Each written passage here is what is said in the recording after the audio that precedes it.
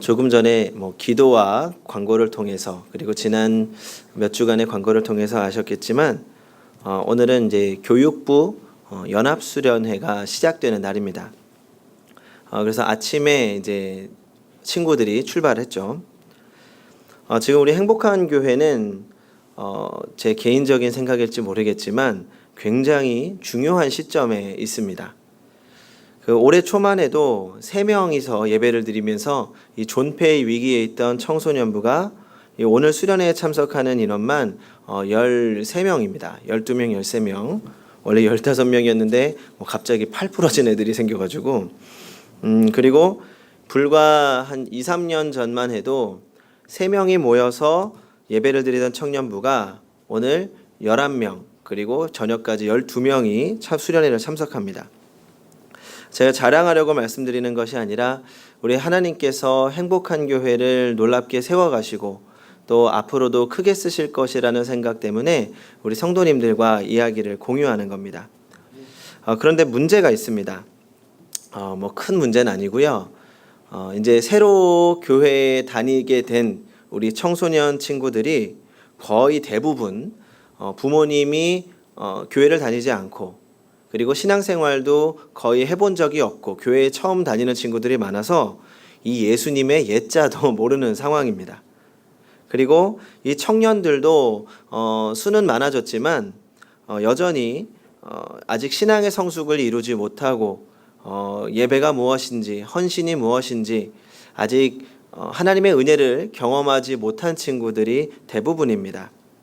그래서 전도사님들과 많은 고민을 했습니다. 어떻게 하면 이 친구들, 청소년들, 청년들 그리고 이제 막 자라고 있는 어린이들이 하나님의 은혜를 경험할 수 있을까? 많은 이야기를 나눠봤는데 방법은 한 가지밖에 없더라고요. 기도였습니다. 이 친구들이 기도할 수 있게 하고 이 친구들이 기도하면서 하나님의 은혜를 경험할 수밖에 없습니다. 그래서 고민하다가 우리가 할 수 있는 최고의 상황을 만들어주자. 이 친구들이 기도할 수 있는 상황을 만들어주자라는 마음으로 준비해서 지금 하고 있는 것이 이 교육부 연합수련회입니다. 그래서 이제 젊은 집사님들의 도우심, 헌신을 필요로 해서 어린이, 청소년, 청년, 부모님들이 함께 모여서 기도할 수 있는 수련회를 만들게 된 겁니다. 그래서 성도님들이 많이 기도해 주셔야 됩니다. 나와 관계없는 내 자녀가 아니고 멀리 있는 아이들이 아니라 이 아이들이 자라서 우리 교회를 세우고 하나님의 나라를 세워가기 때문에 비록 우리는 함께하지 못하지만 있는 이곳에서 기도하고 또 그들을 위해 눈물을 흘릴 수 있어야 합니다. 그래서 아침에 떠나는 그들과 또 남아서 기도하는 우리들에게 어떤 말씀을 전하면 좋을까 생각하다가 바로 이 우리의 삶의 변화를 일으키는 이 기도에 대한 말씀을 나누기로 했습니다. 제가 기도에 대한 말씀을 나누기로 하면서 예전에 기도에 관한 설교들을 처음부터 한번 쭉 다시 찾아봐서 읽어봤습니다. 그러던 중에 제 눈에 띄었던 저를 사로잡았던 제목이 하나 있었습니다. 무엇인가 하면 제가 예전에 우리 교회가 합병했던 시절에 일부 예배만 설교를 했던 적이 있는데 그때 했던 설교 제목입니다. 바로 기도하지 않으면 죽는다. 무섭죠? 이 말씀을 오늘 우리에게 적용시켜서 다시 한번 나누려고 합니다. 이 당시에 제가 아버지께 책을 선물 받았습니다. 처음에 아버지께서 책을 선물하신다고 하길래 우리 아버지가 책을 그렇게 많이 안 보시는 것 같은데 무슨 책을 선물하시려고 하지? 궁금했습니다. 아버지가 꼭 이건 너가 꼭 봐야 된다. 목사라면 이 책 꼭 봐야 된다라고 하시면서 주시는 겁니다. 저는 한두 권 정도 이 아버지께서 읽어보시고 감동이 되셨던 책인 줄 알았는데 이 아버지께서 책이 도착했다고 책 가져가라고 해서 보니까 이 9권이 한 세트로 된 책이었습니다. 그리고 그 9권 모두 한 가지 주제에 대한 책이었는데 바로 기도에 관한 책입니다. 사실 그 9권이나 되는 책을 받고 별로 기쁘지 않았습니다. 9권이라는 책을 시간에 다 읽어볼 수도 없고 굳이 기도에 관한 책을 9권이나 내가 읽어야 되나? 그리고 저도 너무 많이 읽었고 그래서 딱히 필요 없다고 생각했습니다. 그래서 일단은 책을 받아보고 일단 제목이라도 한번 보자. 9권의 제목을 읽어보는데 이 제목으로만 저에게 은혜를 주는 겁니다. 첫 번째 체교 제목이 이랬습니다. 오늘 말씀의 제목, 기도하지 않으면 죽는다. 그리고 두 번째 책, 기도에 네 인생이 달려있다. 세 번째, 기도해야 산다. 이 세 마디면 되지 않겠습니까? 한마디로 기도는 우리의 생명이고 우리의 호흡입니다. 기도가 얼마나 중요한 것인지는 제가 아무리 강조해도 지나치지 않습니다. 그래서 예수님도 제자들에게 기도의 중요성에 대해 많은 말씀을 하셨던 것 같습니다. 오늘 말씀을 통해서 예수님이 우리에게 가르쳐 주시는 기도의 자세와 방법에 대한 말씀을 나누겠습니다. 우리 오늘 본문 1절을 같이 한번 읽어보겠습니다. 시작. 예수께서 그들에게 항상 기도하고 낙심하지 말아야 할 것을 비유로 말씀하여. 오늘 말씀에서 제자들에게 말씀하시고자 하는 것을 두 가지로 요약할 수 있습니다. 하나는 항상 기도해라. 그리고 두 번째는 낙심하지 말아라. 그 한편으로는 이해가 안 되는 두 가지가 묶여 있습니다. 그런데 주님께서 이렇게 말씀하신 이유가 있습니다. 왜냐하면 우리가 기도를 하면서 오히려 더 낙심하기도 하기 때문입니다. 그 예전에 제가 청소년부 사역을 할 때 청소년 친구 한 명이 저에게 상담을 요청했습니다. 그 친구가 이제 한동안 예배를 드리지 못하다가 다시 연락이 돼서 이제 예배를 드리기 위해 노력하고 있는 그런 친구였습니다. 이 무슨 일인가 했더니 아무래도 그 시절의 고민은 학업에 관한 고민이겠죠. 역시 학업 문제였습니다. 그러니까 아버지가 돈도 잘 버시고 어머니도 사업을 하셔서 집에 어느 정도 돈이 있는 집이었습니다. 그런데 최근에 갑자기 사업이 잘 안 되셨는지 빚이 많아지고 또 어린 동생들도 있어서 이 부모님께 학원이나 과외를 시켜달라고 할 수가 없다는 겁니다.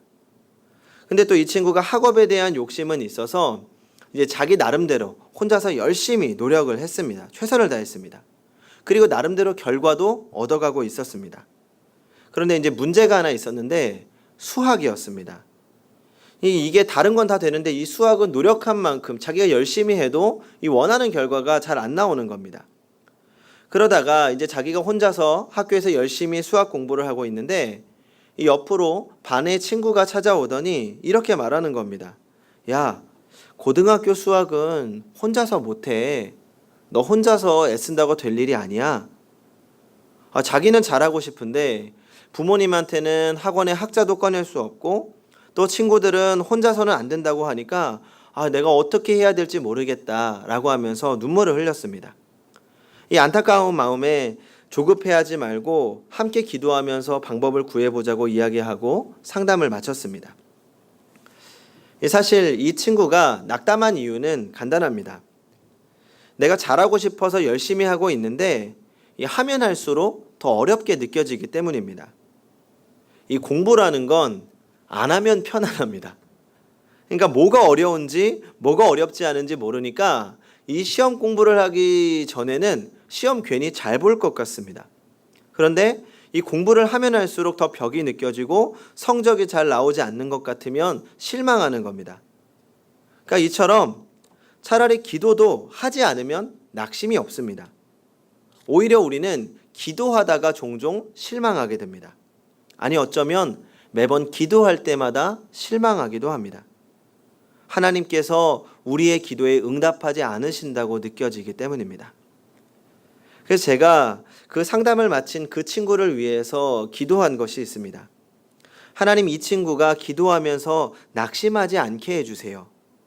왜냐하면 그 어려운 문제, 그 상황을 두고 하나님께 기도했는데 하나님께서 이 친구의 상황도 변화시켜주지 않으시고 또 공부에 대한 문제가 해결되지 않으면 이 친구가 문제를 가지고 열심히 기도했는데 하나님이 응답해 주시지 않는다고 낙담할까 봐 걱정했기 때문입니다.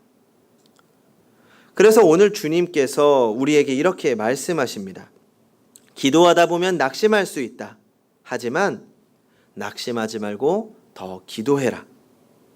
그리고 비유를 들어서 우리가 낙심하지 말고 기도해야 되는 이유에 대해서 말씀하십니다. 오늘 성경의 이야기입니다. 그 어느 한 여인이 있었습니다. 이 여인은 억울한 일을 당하고 혼자서 괴로워하는 여인이었습니다. 게다가 과부였기 때문에 배경도 없고 힘도 없었습니다. 그러던 어느 날 이 여인은 어떤 권력자에게 참 억울한 일을 당하게 됩니다. 억울하게 물질을 빼앗겼고 가슴에 분이 넘치고 화가 났지만 도대체 어떻게 해야 할 바를 모르다가 그나마 한 가지의 기대를 품고 법정에 호소하기로 합니다. 그런데 문제가 엎친 데 덮쳤다고 이 재판을 맡은 재판관은 굉장히 잔인하고 비도덕적이고 비인간적인 사람이었습니다. 이 사람은 하나님을 믿지 않을 뿐만 아니라 하나님을 두려워하지도 않는 사람이었습니다. 세상의 여론 따위는 안중도 없는 사람. 근데 이 사람만 문제가 아니었고 당시 로마 시대에는 이런 재판관이 굉장히 많았습니다. 지금도 돈 있는 사람의 재판이 더 유리하다고 이야기하지만 당시 로마 시대의 재판은 원고이던 간에 피고이던 간에 이 뇌물이 없이는 자기가 원하는 재판을 제대로 할 수가 없는 겁니다. 그래서 당시의 재판을 가리켜서 도둑재판이다라고 말했습니다. 당연히 이 재판관의 마음이 과부에게 기울었겠습니까? 아니면 로마의 권력자에게 기울었겠습니까? 이 여인은 재판하기도 전에 이미 패배한 거나 마찬가지입니다. 객관적으로 이 사실은 명백한 사건입니다. 과부가 억울한 사건입니다. 그런데도 이 재판관은 사건의 경위나 팩트를 무시하고 자기의 편한 대로 마음대로 재판을 하려고 했습니다. 그러니까 이 여인이 당황하기 시작한 거죠. 재판이 자기한테 불리한 상황으로 흘러가는 겁니다. 근데 만약에 이 재판에서 지면 정말 재산도 다 잃어버리고 억울해서 어떻게 살아갑니까? 그래서 혼자서 밤을 지새우다가 한 가지 자기가 할 수 있는 방법 하나를 생각합니다. 그리고 그날부터 매일 찾아가서 떼를 쓰면서 호소합니다. 우리 3절을 같이 읽어보겠습니다. 시작. 그 도시에 한 과부가 있어 자주 그에게 가서 내 원수 나의 원한을 풀어주소서 하되. 매일같이 재판관에게 어떻게 매달렸는지는 우리 성도님들의 상상에 맡기겠습니다. 피켓을 들고 1인 시위를 했는지 아니면 집에 찾아가서 소리를 질렀는지는 모르겠습니다. 그렇게 열심히 사정하고 또 사정하지만 재판관은 전혀 움직일 기미를 보이지 않았습니다. 그래도 이 과부는 포기하지 않았습니다. 계속해서 자기의 억울함을 호소합니다. 그러자 마침내 그 재판관의 마음이 움직이기 시작합니다. 재판관의 마음이 움직이는 것을 눈치챈 과부는 더 열심히 호소합니다. 이 오늘 본문을 보면 번거롭게 하다라는 말이 나오는데 이 굉장히 매우 시끄럽게 하다라는 뜻입니다. 근데 원래 뜻은 눈에 멍이 들게 얻어맞다라는 의미입니다. 그러니까 재판관이 이 과부한테 얻어맞아서 눈에 멍이 들진 않았을 겁니다. 하지만 그만큼 이 과부가 끈질기게 탄원했다는 거죠. 여하튼 재판관이 내 말을 들어주든 들어주지 않든 낙심하지 않고, 아니 낙심하더라도 포기하지 않고 끈질기게 탄원한 과부의 노력이 재판관의 마음을 움직이기 시작한 겁니다. 예수님께서 이 이야기를 하시면서 아주 강조해서 말씀하십니다. 우리 6절을 같이 읽어보겠습니다. 시작. 주께서 또 이르시되 불의한 재판장이 말한 것을 들으라. 결국 우리들에게 마지막 재판관이 한 말을 깨닫게 하시려고 지금까지 긴 이야기를 하신 겁니다. 재판관이 어떤 말을 했습니까? 우리 4절과 5절을 같이 읽어보겠습니다. 시작. 그가 얼마 동안 듣지 아니하다가 후에 속으로 생각하되 내가 하나님을 두려워하지 않고 사람을 무시하나 이 과부가 나를 번거롭게 하니 내가 그 원한을 풀어주리라. 그렇지 않으면 늘 와서 나를 괴롭게 하리라 하였느니라.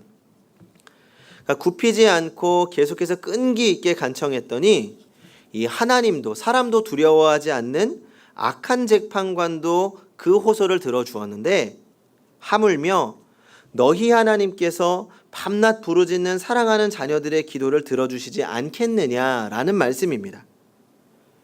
우리가 하나님께 낙담하지 않고 끈질기게 기도할 수 있는 이유가 바로 이것입니다. 우리가 기도하면서 낙담하지 말아야 되는 이유입니다. 하나님은 그 사랑하는 자녀들의 기도를 결코 외면하지 않으시기 때문입니다. 아마 자녀를 둔 부모님들이라면 하나님의 마음을 조금은 더 쉽게 이해하실 겁니다. 제가 청소년, 청년 사역을 하면서 가장 중요하게 생각하는 것이 신방입니다. 신방이라는 말을 저는 잘 안 쓰고 이 데이트한다라고 이야기를 하는데, 이 만나면 만날수록 아이들과의 관계도 깊어지고 또 그 만남을 통해서 저도 은혜를 받기 때문입니다. 특히 제가 청소년부 사역을 할 때 아이들과 만나고 나면 제가 사진을 찍어서 이 청소년 친구들이 모이는 홈페이지에 사진을 올립니다. 그러면 청소년들이라면 누구든지 그 홈페이지에서 사진을 보고 또 사진에 이제 댓글이라고 하죠. 이 짧은 글을 달아서 서로 이야기할 수 있습니다. 그래서 제가 친구들과 식사를 하거나 이제 청소년들과 식사를 하거나 이 차를 마시는 사진을 올리면 이 한 친구가 꼭 댓글을 달곤 했습니다. 목사님 저는요, 전도사님 저는요. 이 사진을 올릴 때마다 자기는 자꾸 언제 만나냐고 물어봅니다. 제가 이제 당시에 방학 기간 동안에 이제 청소년 친구들을 다 만나려고 나름대로 계획을 짜놨는데 순서가 있었습니다.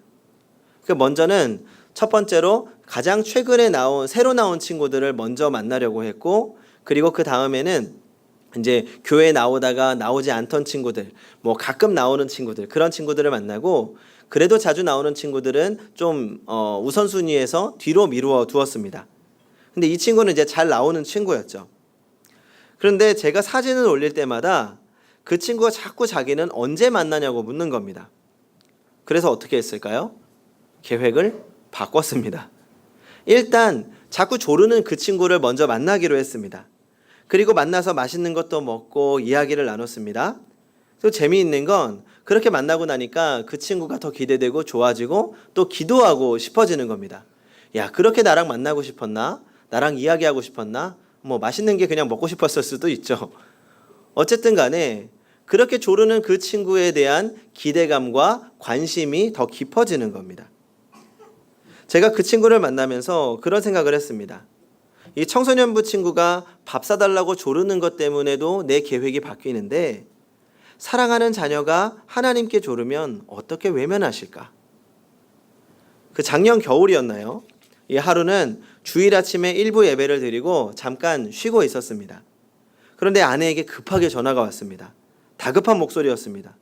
옆에는 윤희가 울고 있었습니다. 무슨 일인지 걱정이 됐습니다. 그러자 아내가 다급하게 이야기하는 겁니다. 여보, 혹시 지금 빵 좀 사다 줄 수 있어요? 윤희가 갑자기 일어나면서 빵 하더니 일어나면서 빵을 외치면서 울기 시작하는 겁니다. 그러니까 빵 달라고 우는데 아무리 달래도 안 되니까 지금 당장 내가 나갈 수 없는 상황인데 미안한데 좀 빵 좀 사다 줄 수 있냐는 겁니다. 제가 어떻게 했을까요? 아들이 울면서 빵 사다 달라는데 빵 사다 줘야죠. 제가 요즘 윤희를 키우면서 아주 조금이나마 하나님의 마음을 이해해보고 있는 것 같습니다. 이 사랑하는 자녀가 원하면 해주고 싶은 것이 부모님 마음입니다. 요즘 윤희가 좋아하는 게 있습니다. 달을 좋아합니다. 달. 밤에 달을 보고 달한테 빠빠하지 않으면 그날 잠을 잘 수가 없습니다. 맨날 달 보여달라고 하는데 그 달이라도 따다가 주고 싶은 것이 부모님 마음입니다. 부모는 자녀의 간절한 바람을 외면할 수 없습니다. 우리는 기도의 힘을 불신합니다. 기도에도 응답이 없으면 낙담하고 더 이상 기도하지 않습니다. 하지만 주님께서는 우리에게 분명하게 말씀하십니다.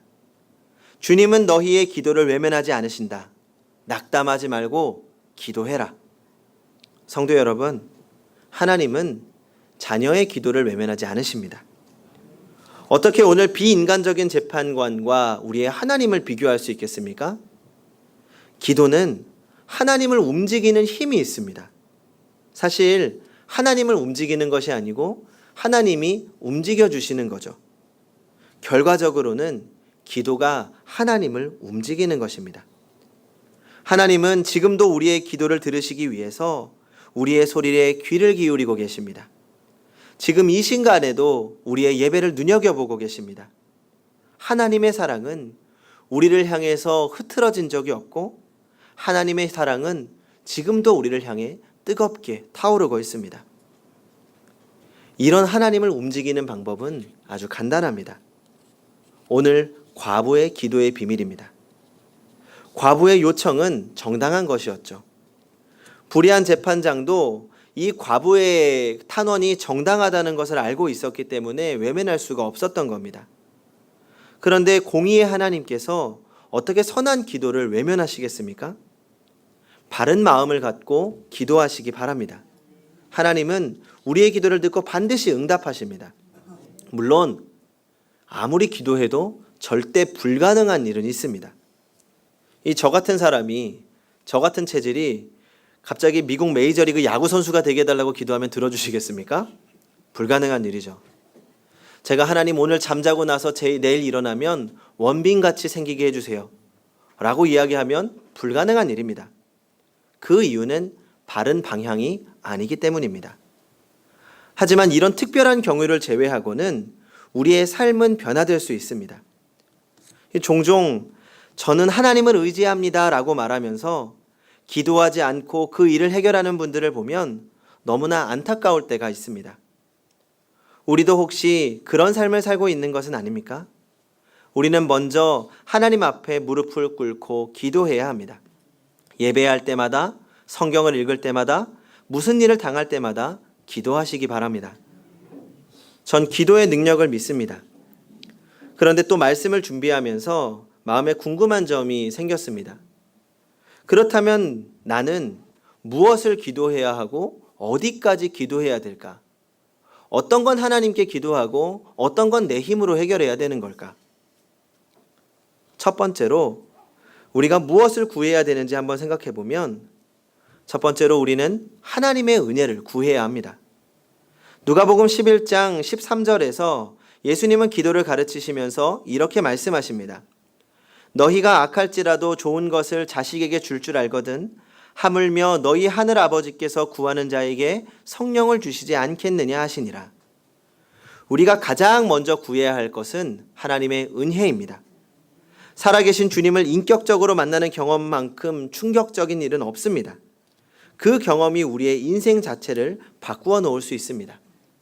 그래서 제가 성도님들께 한 번 더 간절히 부탁드리는 것은 아직 하나님의 은혜를 체험하시지 못한 분들이라면 지금 예배를 드리고 있는 이 순간에도 하나님의 은혜를 더욱더 간절히 구하시기 바랍니다. 나는 아직 예배를 드리면서 아무런 감동이 없는데 그렇다면 더욱 기도하시기 바랍니다. 그러면 하나님께서 반드시 은혜를 주십니다. 그리고 또 한 가지는 오늘부터 수련회에 참여하고 있는 우리 어린이, 청소년, 청년들을 위해서 기도해 주시기 바랍니다. 그 친구들이 기도하다가 낙담하지 않고 끝까지 기도하면서 하나님의 은혜를 경험할 수 있도록 기도해 주시기 바랍니다. 그리고 또 한 가지 우리의 삶의 현장에서 기도해야 할 부분이 있습니다. 어디까지 기도해야 될까요? 말씀을 시작하면서 이야기했던 그 아버지가 선물했던 책을 통해서 조금이나마 깨닫게 됐습니다. 제가 인상 깊었던 부분을 잠시 읽어드리겠습니다. 너무 큰 문제라 기도로 처리할 수 없는 것, 너무 중대한 문제라 기도로 해결할 수 없는 것은 아무것도 없다. 너무 하찮은 문제라 골방의 회의에서조차 고려할 가치가 없는 것, 너무 작은 문제라 기도의 골방에서 최종 판결을 내릴 가치가 없는 것은 아무것도 없다. 우리의 머리카락까지 다 세시는 하나님, 지극히 높고 광대하시지만 작은 참새가 땅에 떨어지는 것조차 주목하시는 하나님은 또한 자녀들의 행복과 안위와 필요에 관계된 모든 것을 주목하신다. 기도는 하나님을 인생의 사소한 문제들 안으로 모시고 온다. 우리의 삶은 이런 작은 문제들로 이루어져 있다. 그러나 작은 시작에서 놀라운 결과들이 나오는 경우가 얼마나 많은가. 따라서 우리는 우리에게 닥치는 모든 것들, 우리에 관계된 모든 것들, 우리에게 일어나기를 바라는 모든 것들, 우리에게 일어나지 않기를 바라는 모든 곧 우리의 인생을 위해 기도해야 마땅하다. 기도가 모든 것을 축복하며 모든 것을 가져오며 모든 것을 제거하며 모든 것을 막아주기 때문이다. 기도는 우리에게 영향을 끼치는 모든 것에 영향을 끼치는 힘을 갖고 있다. 바로 여기에 기도의 광대한 가능성이 있다. 이 글을 읽고 나니까 제 마음이 시원해졌습니다. 제 인생 전부가 기도가 되어야 한다는 것을 다시 깨달았습니다. 아주 사소한 것부터 나 혼자 해결할 수 있을 것 같아서 하나님이 필요 없게 느껴지는 문제마저도 모두 기도로 해결해야 한다는 것입니다. 기도는 우리가 그리스도인됨을, 하나님의 자녀됨을 확인하는 시간입니다. 기도하지 않으면 더 이상 우리는 그리스도인이 아닙니다. 기도하지 않으면 죽은 그리스도인과 마찬가지입니다. 성도 여러분, 기도는 우리의 생명입니다. 이제 기도로 호흡하고 기도로 살아계신 하나님을 경험하며 살아가는 성도님들이 되시기 바랍니다. 기도하겠습니다. 우리의 기도에 응답하시는 하나님, 이 세상을 초월하시고 그 뜻을 펼쳐가시는 하나님 아버지, 우리가 하나님의 그 전능하심을 잊고 살아갈 때가 많았습니다. 또한 그 전능하심이 나와는 관계없다 생각하고 살 때도 있었습니다. 용서하여 주시옵소서. 허나 전능하신 그 하나님께서 우리를 사랑하시는 아버지이심을 다시 기억하고 고백합니다. 주님께서 우리의 억울함을 풀어주시고 우리의 기도를 들어주시고 우리의 삶을 바꾸어 주실 것을 믿습니다. 간절한 기도로 주님의 마음을 움직이는 주의 자녀가 되게 하여 주시옵소서. 그리하여 주님의 축복을 누리며 기쁨으로 살아가는 성도들이 되게 하여 주시옵소서. 예수님의 이름으로 기도합니다. 아멘.